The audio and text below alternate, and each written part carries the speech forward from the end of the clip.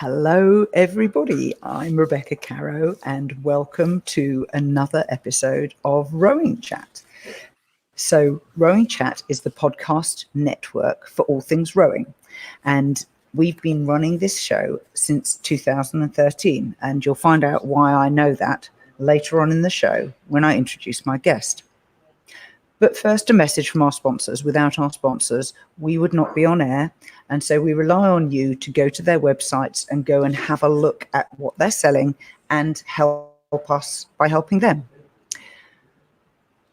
Our first sponsor this month is Faster Masters Rowing. They have published 2 new standalone training programs. These are designed to take you into a competition. There's one program for long distance head races and one for 1,000 meter side by side racing. Each lasts 12 weeks and is designed to fit around the busy lives of masters athletes. They have in them 3 core sessions a week, which everyone should do. And then there are up to 3 additional optional sessions, which you can do as your time and your schedule allows. Detailed explanations are included for all sessions, intensities and the work pieces so that you know what each is going to help you improve. Weekday trainings designed to be completed within 1 hour on the water. And you can buy your program at rowing.chat/sponsor. And there's a link on the screen if you're watching this in video where you can actually go direct to the website. Our second sponsor are Preagle Rowing Camps. If you're a masters rower who lacks consistent coaching, you can learn how you can row faster with the Preagle Rowing Camp program. These camps give you coaching by experienced world-class coaches working in a small group, so you're guaranteed to get personalized recommendations. You get video analysis and learning how to work with rowing data. Your training and competition will be in new Wintec and fluid design boats on a training lake, which is 3 kilometers long, in Brno, which is in the Czech Republic, but not far from Prague or Vienna. The first camp's in July 2020, and you can combine this with competing in one of the strongest and largest masters regattas in Europe, the Open Czech Masters Regatta, and they'll let you use the boats for that too. The second camp is later in the year, and it's an ideal preparation for the World Rowing Masters Regatta, which is in Ottensheim in Austria. More information at rowing.chat/sponsor, or you can go to preaglerowing.com/rowing chat. Now, today, I'm as my guest, Mike Davenport from MaxRigging. Mike, welcome back to Rowing Chat. Why, thank you. It's nice to be back. It's been a while. As Mike hints, I looked up when to his show, which we did back in 2013, rowing.chat/Mike-Davenport. Who knew? Right. And we haven't aged a day since. Neither I love you. Now, Mike, tell the listeners a little bit about yourself and your background in the sport of rowing. Right. Thanks for asking, and thanks for having me here. Quick on the background. College, U.S. college coach for 35 years, with the U.S. national team for many years, and as the boatman. Have a website, MaxRigging, wrote the Nuts and Bolts Guide to Rigging, and have traveled all around the States doing rigging clinics, teaching the basics of rowing equipment and rigging, and I've done well over 100 of those clinics. So that's kind of immersed myself in the world of rowing equipment, and it's been a lot of fun. So that's it in a nutshell. I think we're going to call you Mr. Rigging. Well, thank you. I appreciate that.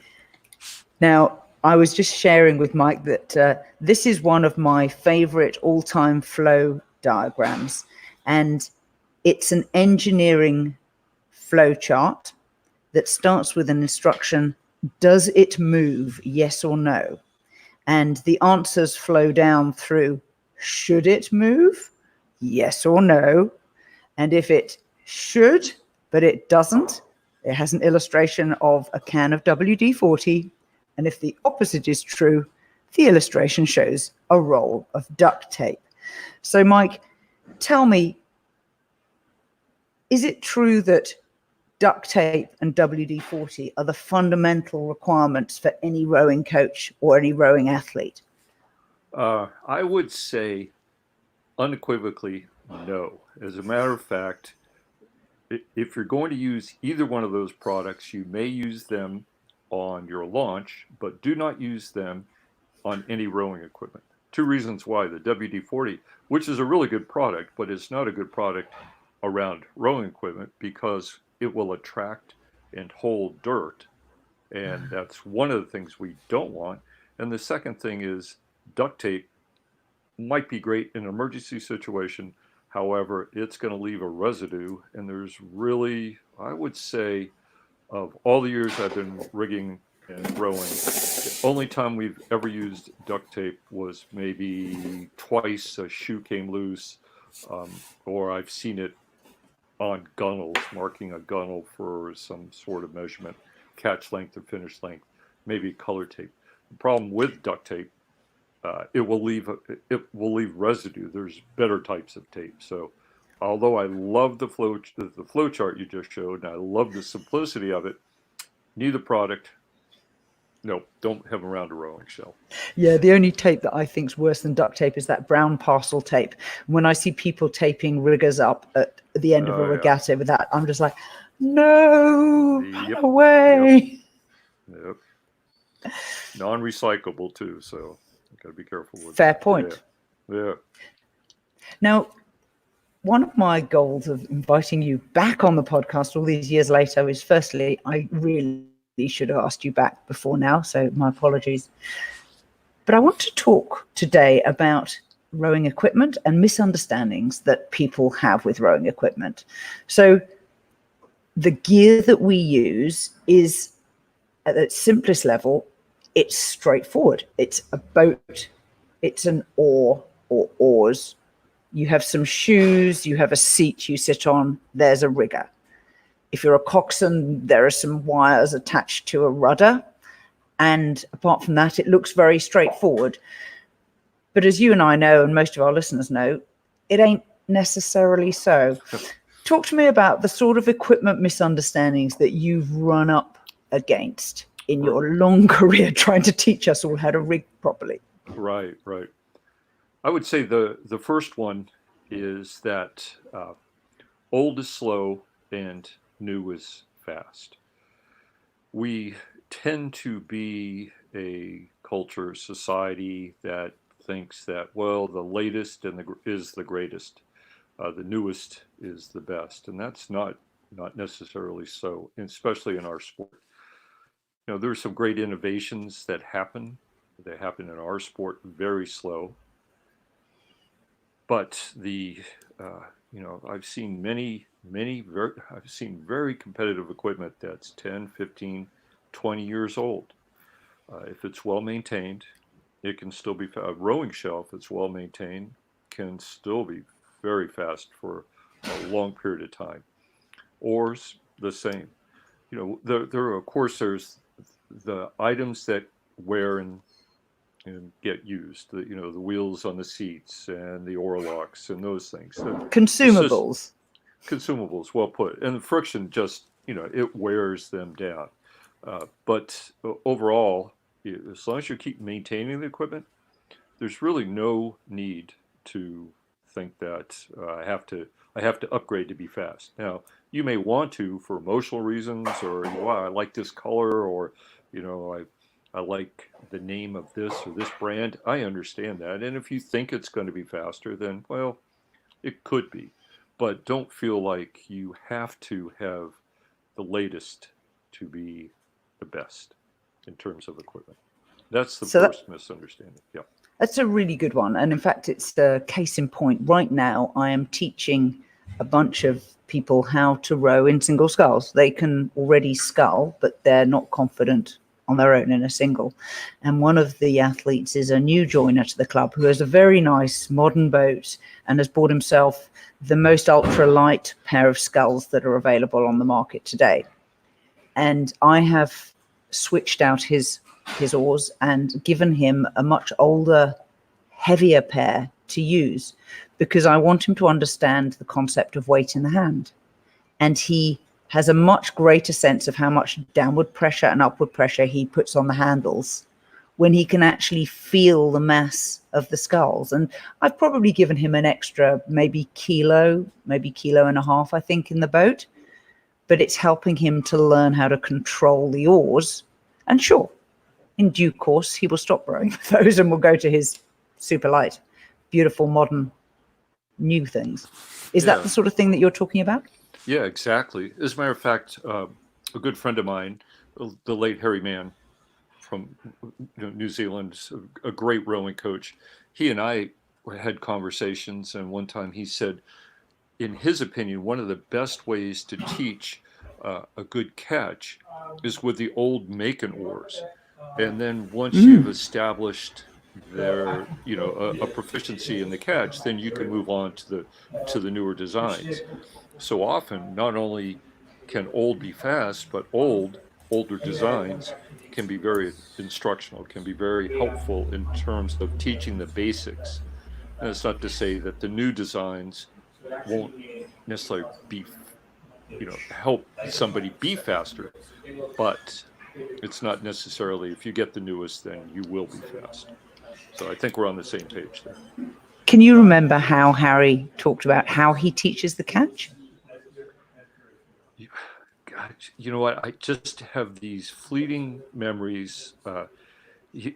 He came here and he stayed with us for a while, and I can still remember going out on a launch with him. He was teaching it was my wife's birthday, so he was gracious enough to go out. And one of the images that he told us and stayed with us was being in a rocking chair as you're rowing back and forth, and how that sets you up for the catch. So it really, to me, he always used the most simple metaphors or images to help understand complexity. Really true. And in fact, I also have a memory of him standing in the coach boat with a long length of rope, which he wrapped orders, and he was holding both ends with both hands. And as you say, the visualization really helped us to understand what he was trying to get us to do. Yeah. Oh, that's cool. Those are all great memories to have. Yeah. Now let's get back to the next of your equipment misunderstandings. Right. The second one that I see a lot, and this is one of the things I talk to hundreds and hundreds of coaches each year, the tools. We just need some basic tools. We don't need fancy tools. We don't need expensive tools. And as kind of with the equipment, we don't need new tools to do the rigging and the adjustments and the maintenance. We just really need some basic tools. And I find that over a period of time, as a culture, we've gotten away from tools, the basic tools, the knowledge of being able to use them. And there's I see so many more of younger people almost having apprehension around some of the tools, the basic ones being a screwdriver, a wrench, or a spanner, just those really basic tools. And so once we have a conversation about them and give them a chance to actually get them in their hands and use them, I can see these little light bulbs, these go off, these little connections being made.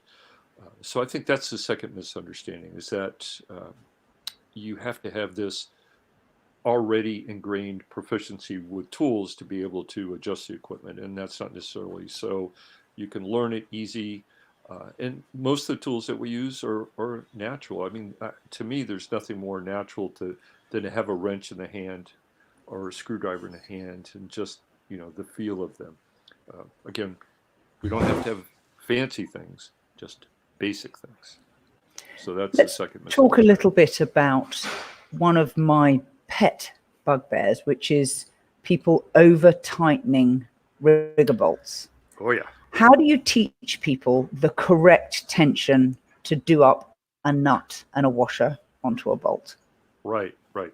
So that's I use my fingers for that. So, for example, when the when there's a nut on the boat, a rigger nut, and you want to get it the correct tightness, especially on race day when people are pretty energized and they have a lot of extra adrenaline floating around, I say it's 2-finger tight. So what they do is they put the wrench on the nut and then they pull down on the rigger, I'm sorry, on the wrench until their fingers start to bend. So it's only 2-finger tight. So you're kind of hanging a little bit on the wrench, and then when it's tight, your fingers will just kind of straighten up. For the nut or the bolt, depending on the design, that's on the top of the rigger, which we often have. Top nut, yeah. Top nut or top bolt. That in that one, I have people use 3 fingers. So they have their 3 fingers and they're pulling it with 3 fingers. The nut or the bolt, again, depending on the design, that's up underneath that holds the pin onto the rigger stay. That's where you can use the whole hand, and you get the whole hand in there, because that is a very, very critical fastener to have very tight. So you don't need to have a torque wrench. You don't need to have any sort of, I've seen coaches have electric wrenches that are set in, or drills where they set at a certain tightness. You can use your fingers. You've got what you need right here in the palm of your hand.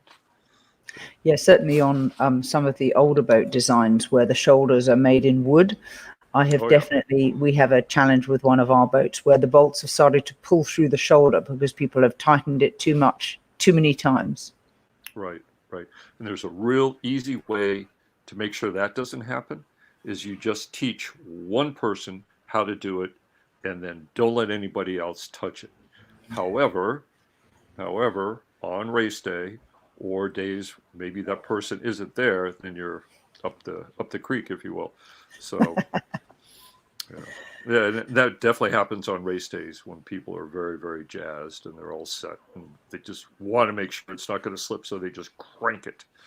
Yeah, I would say avoid ratchet screwdriver wrenches, spanners. Don't use them. They sound nice, and generally they don't fit in that top your middle stay top bolt, which is underneath the rigger. If you've got side mounted riggers, which, am I right, you call them Euro riggers?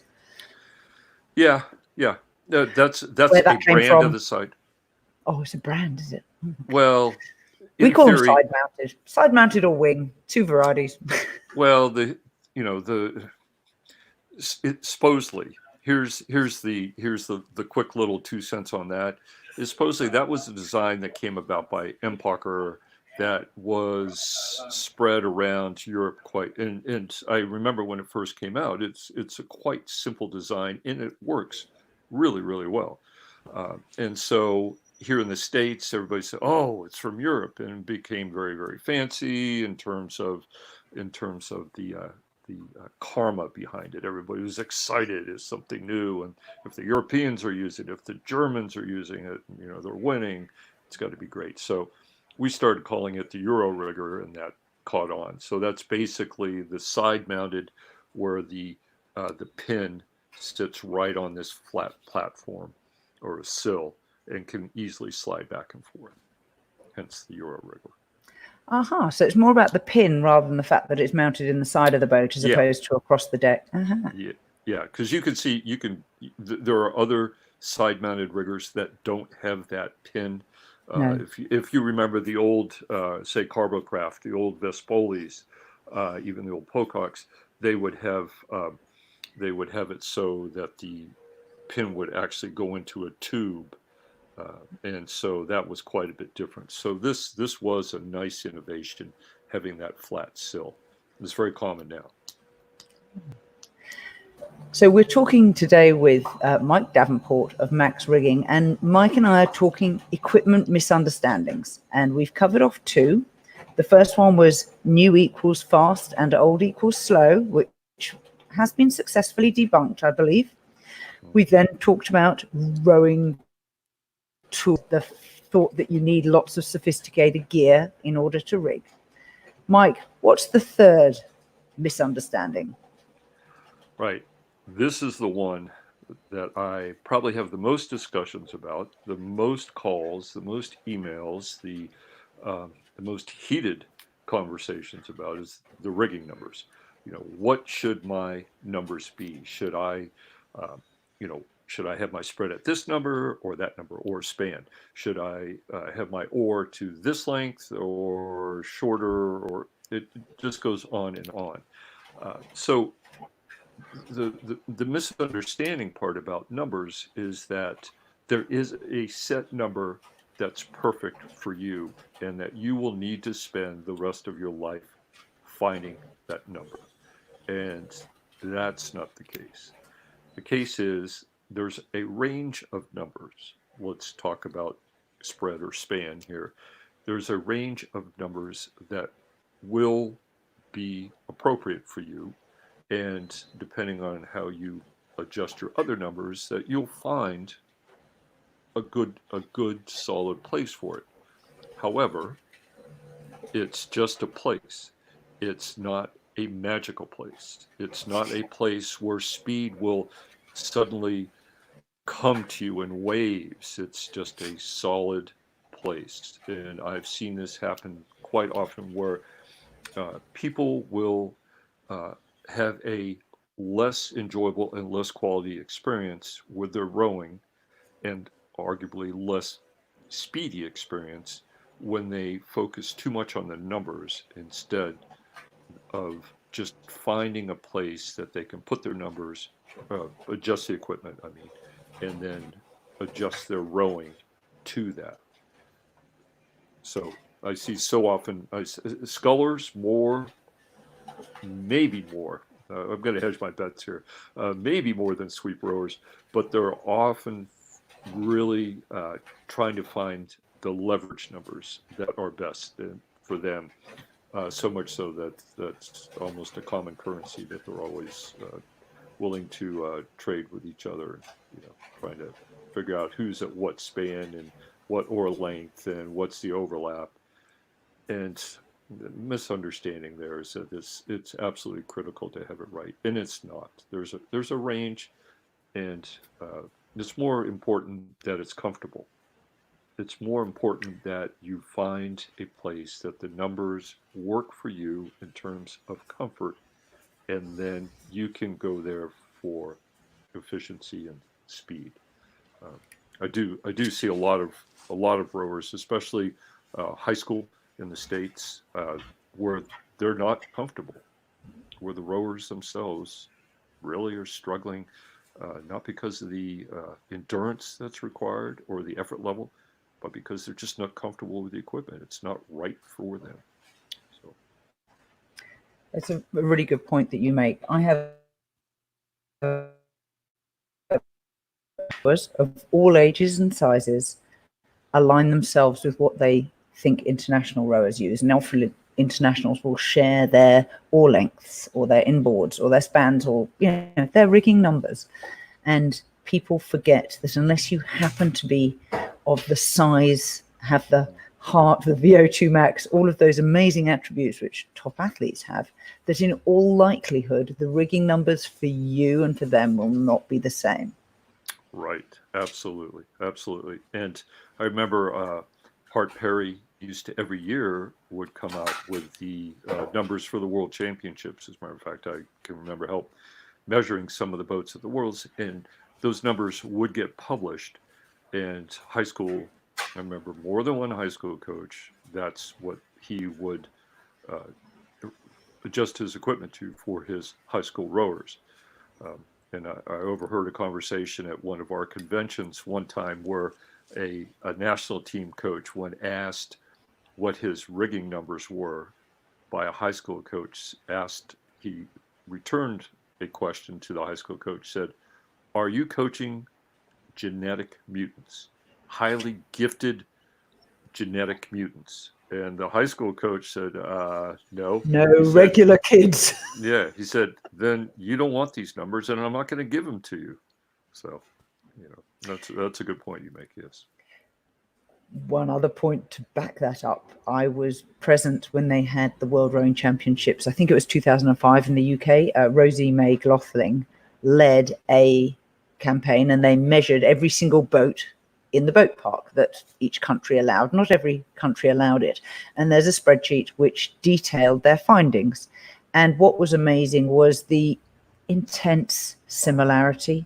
Yep. The vast majority of the women's eights were rigged on a near identical span, near identical all length and inboard.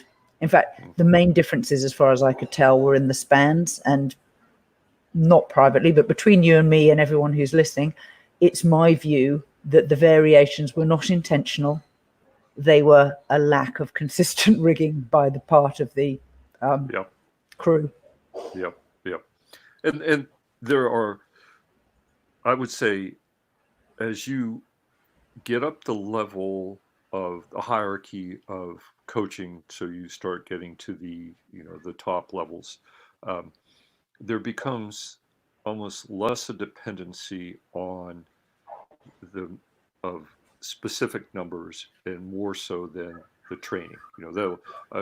We have a wonderful coach here, Mike Tatey, and I've had a lot of conversations with him. And one of his, I remember somebody asked him, "What type of ore do you buy?" And he says, "I just call the manufacturer and I say, give me vanilla. Just give me what everybody else is buying, the most common ore, and we'll make it go from there." And that I think there's something very refreshing about that, very freeing also, because when you realize, like, oh, okay, if I have what everybody else, what if I take that out? What's, in terms of getting fast, what's more in my control? Well, your conditioning and your training and your technique and such. Yes.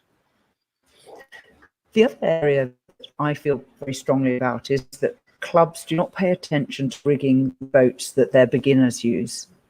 And right. I think it is almost more important that beginners have consistent rig and understand the basics of why they are sitting where they're sitting and why their oars are the length that they are, and how to spot whether a button has slipped, for example. And they may be in the, back to your first point, the older boats, which are perceived to be slow, but actually, if you're going to teach someone how to row, they need good rigging. Yep. And I'll add to that, from a club perspective, if you want to get the most from your investment, that a good maintenance program, just keeping things clean, will not only extend the life of the equipment, but will also make them faster.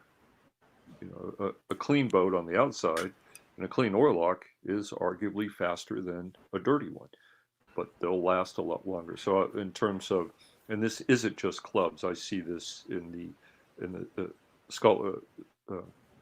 schools here, high school, colleges and such, that they also, some programs take very good care of their equipment, other programs not so much, and they're losing not just speed but longevity and money. Yeah. And we're talking basic, a bit of detergent and some water here. Oh yeah. Which is nothing complicated. Washing up liquid. Right. And a bottle of bleach. If you have bleach and sponge and rags and a bucket and water, you've got it covered. Especially the bleach from a disinfectant standpoint. That's really important. We talk about that. I've got on my site and other places, what you should be doing in terms of taking care. And in today's, with all the concern about health concerns about communicable diseases and such, it's really, really important. Really important. Thanks for mentioning your website. So the website that Mike maintains and most of his thinking is through is called MaxRigging.com. And Mike, I'm going to do my best to do this correctly. On the website, can you just talk us through, when someone comes here for the first time, what should they be taking a look at? Right. most of the time when people come to the site, and we know this because we've been told, and also we can see some of the analytics, they come there with questions. And so I would say right off in the middle, you can see the free videos and the free articles. That's right up there on the very top menu. That's a great place to start. And you can scroll down. We have dozens and dozens of videos that cover all aspects on how to do things, why you should do things. You can see they're divided up into different areas. So that's a great place. And it, some people prefer videos, some people prefer text. You can go over to come back to the articles, and then you can see text. I have my books on the side, I have the rigging course on the side, but those two places, the videos and the articles, I would say that's where people can go to right off the bat and see, and there's a search bar down there, and then see if they can find answers to their questions. Now, I noticed, because I've been to your website a few times in the past, that obviously it's been refreshed recently. And I'm intrigued by this rigging tools for newbies. It says rig better now. And, oh, it's not going to let me have a look at it. Tell me what's in this course. Right. My wife and I did that. My wife is a longtime rower, but she's also a civil engineer, or a recovering civil engineer, she says, and a teacher. And so we decided, we heard so many questions, and we'd mentioned this in the Misunderstandings, but we heard so many questions from people about the tools. And so we came up with a very basic course. I mean, it's very basics. It's like, what are the turning tools? What are the measuring tools? What are the cleaning tools? And how do you use them? It doesn't cover rigging numbers. It's not going to show you how to adjust the pitch on a fluid design or a different, a resolute or anything along that. It just shows you how to use the tools properly. And as I mentioned before, we see so many people that are almost apprehensive about some of the basic tools. And we've had people go through the course and they really like it, and it's helped them, just kind of get an understanding. And I think for people who are new to the sport, that the course makes a difference, but also having that basic understanding, however you get it, of tools almost takes some of the pressure off when it comes time to sit and make adjustments or repairs to a boat. So that's that little course there. Fantastic. So the URL for that is off of maxrigging.com, and we will put the link in the show notes.